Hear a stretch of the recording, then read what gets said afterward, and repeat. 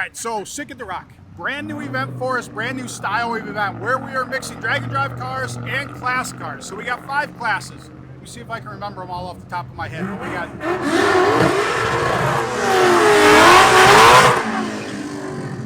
We got Small Tire Pro Stock, we have Coyote Stock, we have Open Comp, 860, and Nostalgia, and then we have our 6 streetcar class. So that's 6 classes in total.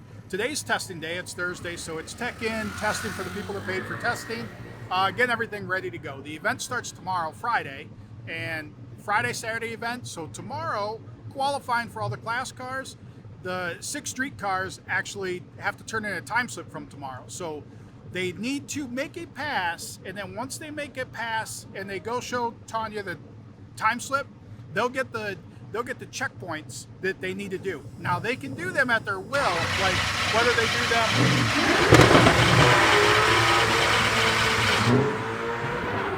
So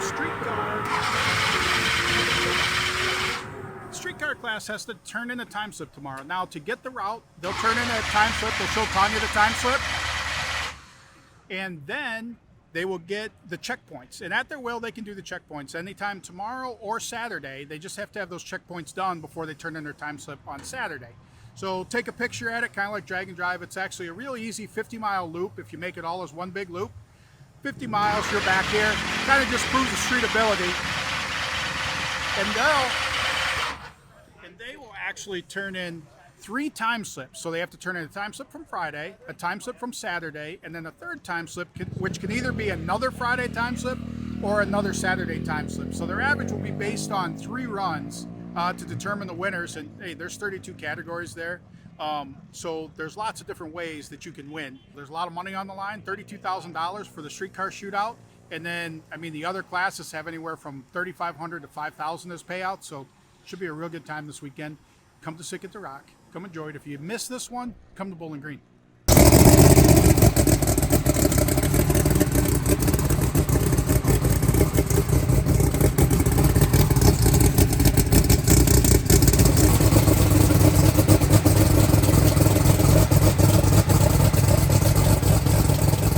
So we got 2.0 here this weekend at the Rock.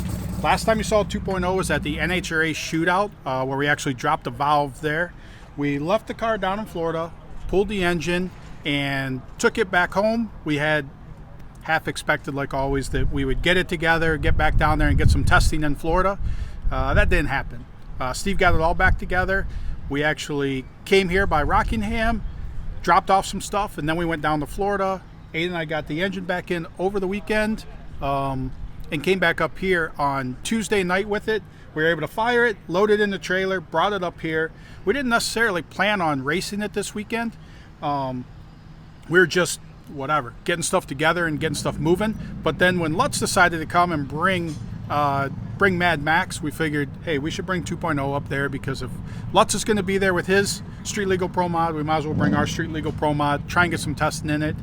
We are going to run it in the street class, try and sort some stuff out for it, because we have some other events we want to do with it here in the next month or so. So that is story 2.0. We actually just now are getting ready to fire it up soon on methanol for the first time. We did fire it on gas, loaded in trailer, but now we did change the plugs, getting everything ready for testing today, and that's what we got. So that's 2.0.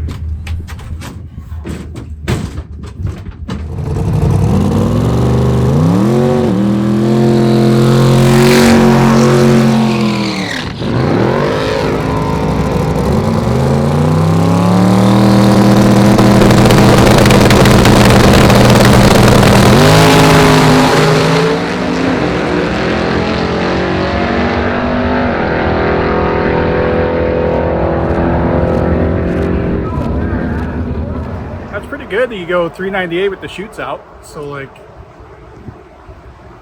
no, and that's the thing, like I was like, I mean, because it easily would have went, but I'm like, oh, fresh motor, like everything, I don't think I'm supposed to go the whole, like, whatever. I was out of it way before the 8th and chutes were out. So like the fact that it was a 3 in the 8th, like chutes hanging out like 30 miles an hour down from where it should be. So like, I mean, because that 398, I should have been 200, 202. So like the fact that I was 172, yeah.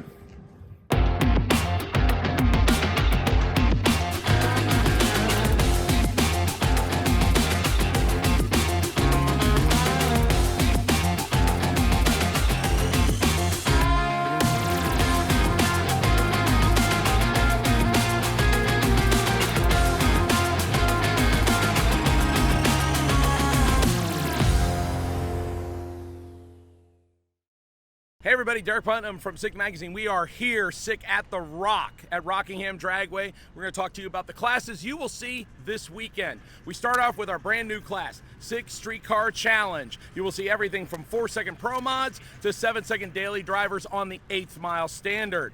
Some of the other classes you see as we walk through the stage lanes, this is Open Comp. Open Comp is a 5/10 Pro Tree index-based quarter-mile class. You'll see a little bit of everything from both trucks, cars, a little bit of everything. Cool deal. That's on the quarter mile. You'll also see some of our 860 street race class. That is an 860 on a quarter mile set up for a small tire setup. You will see stock suspension as well as ladder bar and 4-link cars. We also are going to run the popular Coyote stock class. That is a sealed crate motor class from Ford with their tuner. They run wheel up, gear jam, and 9-second cars. And you'll see mostly Fox Mustangs, but a couple of cool cars, including Tim Donathan's wagon that you will see right here on SICK the Magazine. We also do SICK Streetcar Challenge by Radials and by Slick. So you'll see a little bit of those cars in each category. We also do Nostalgia Muscle Car and Nostalgia Super Stock. Nostalgia Muscle Car is a small tire class, mostly 9-second to 15-second cars. Nostalgia Super Stock is old school cars, 1960 through 69. You'll see some old school paint schemes, some wheels up, gear jam, and 8, 9, and 10-second cars.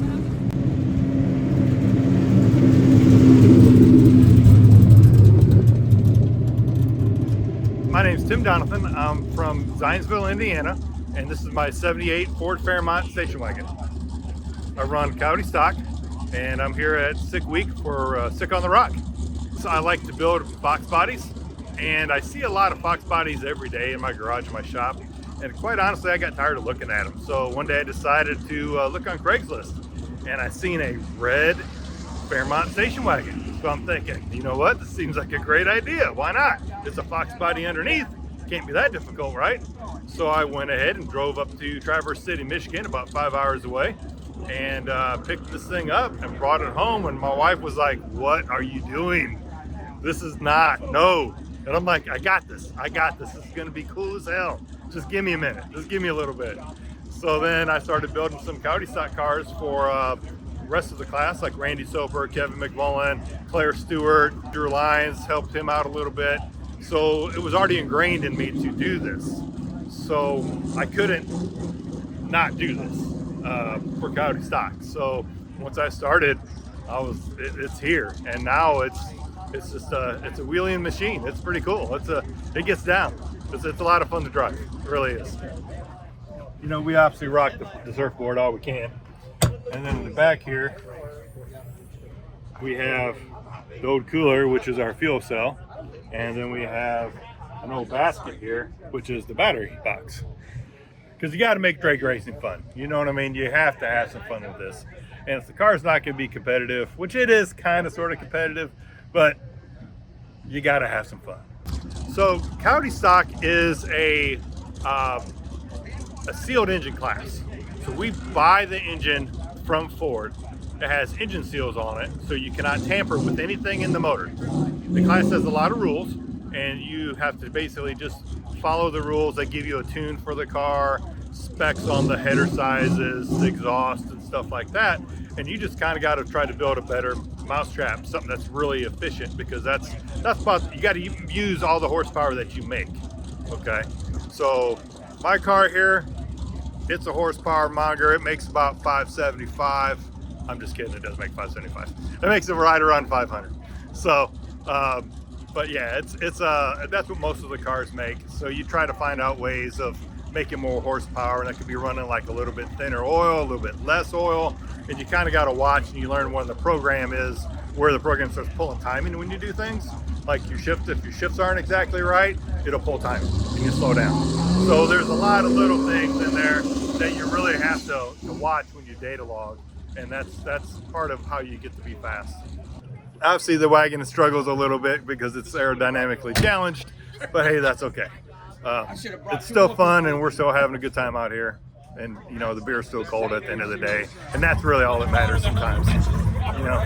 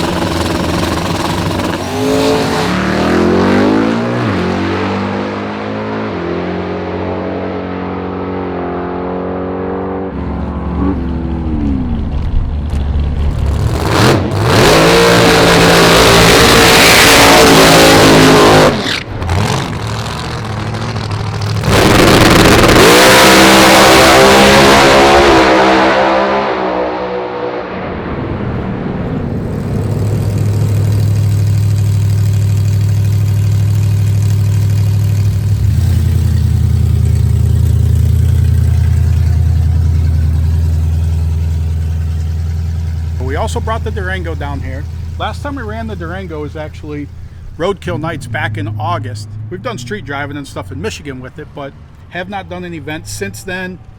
We actually had the blower off and on loan for someone testing a new engine with it that wanted to borrow our 3.8. So got it back together and then got it over to the shop like a week or so ago, and talking to Mike Copeland. Mike Copeland had a different Gen 3 Hemi, different heads on it and stuff that he feels would be making a little more power than we were making with the Gen 3 that we had in there. And we've been quarter mile, like 816, 819 with it, and we really want to get this with the Whipple. We want to get it down in the 7-second zone in the quarter mile, and we know that we're 100 horsepower short, so hoping that this one's making a little more power. We got a different tensioner that we believe should keep the belt from slipping a lot more, so we're hoping that that works and we can actually get this thing a little quicker to get it down in the 7-second zone, which is what our goal is with it in this setup. It'd be real easy to freaking take the supercharger off and put turbos on there and then go real fast, but we're trying to do it with the Whipple, trying to keep it as a Gen 3, like as a platform you would have in your Demon or your Durango at your house if you swap the blower out for a Whipple. So got that engine, or Aiden got that engine in there last week. We got it fired up, barely fired up. I mean, it sounds like I'm telling the same story with 2.0, but barely fired up on pump gas. We got it on the trailer, got it down here. We're getting ready to switch over to E85 for the first time, and then hopefully get some test hits with it today. See how it does. We're gonna have to creep up on it because it's definitely different compression, different different flow in the cylinder head, so more stuff to sort out with it slowly, and plan to run that in the street class this weekend as well.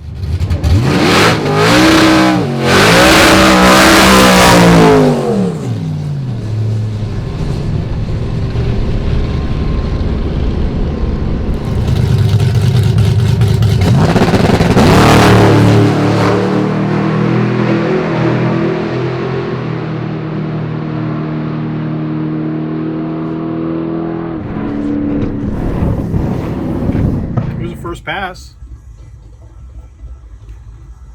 So far 2.0 is the only one that did a good first pass.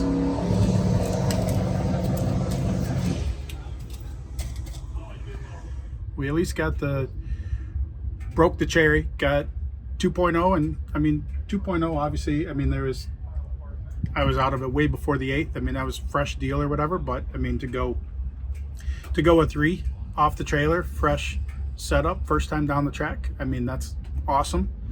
This we're running without nitrous, obviously a different deal, so not sure. We'll have to see what kind of boost numbers it made. I mean that's basically, I mean, was it spinning the pulley, was it not, like we don't know what there, but I mean it at least gave us a starting point baseline that we can go from. So there's green.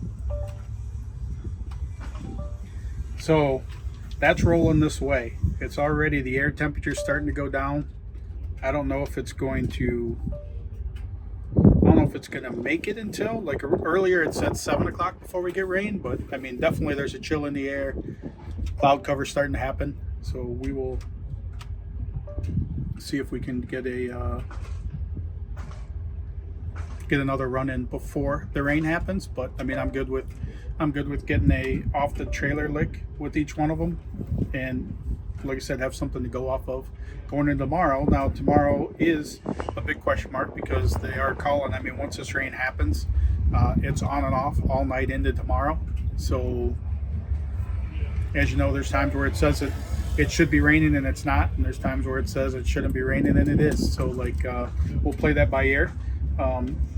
We do have to turn in a pass tomorrow as part of the whole thing, but I mean if it does, it doesn't look like it's going to be an all-day rain, that we won't get at least some runs in tomorrow. Will we get a full day in? I highly doubt that, but we should get some stuff in tomorrow, and at least be able to go out and do our drives, get the checkpoints and stuff out of the way. Just got to play it by ear, see what the weather looks like in the morning. Another class that you'll see here at Sick at the Rock is small tire pro stock, naturally aspirated, 10.5-inch tire, 7-second cars on the quarter mile. You'll see everything from classic old school cars to a brand new Mustang that's out here from Robbie Blankenship. That's naturally aspirated 7-second racing. Hi, I'm Robbie Blankenship. I'm from Hudson, Florida, and I run small tire pro stock. I've run a similar class in NMCA since probably 2004, 2005. I've always run a 2004 Mustang. This is a new build for us. Been working on it for several years. Built by Modern Racing in North Carolina. Justin Elks and Todd Beavis built the car, the chassis. The engines are built by EFI University or 10K Technologies, 400-inch small block, Liberty transmission, 5-speed. It's all manually shifted. High winding, turns about 10,500 RPMs. Small tire pro stock is very similar to NHRA pro stock, all naturally aspirated.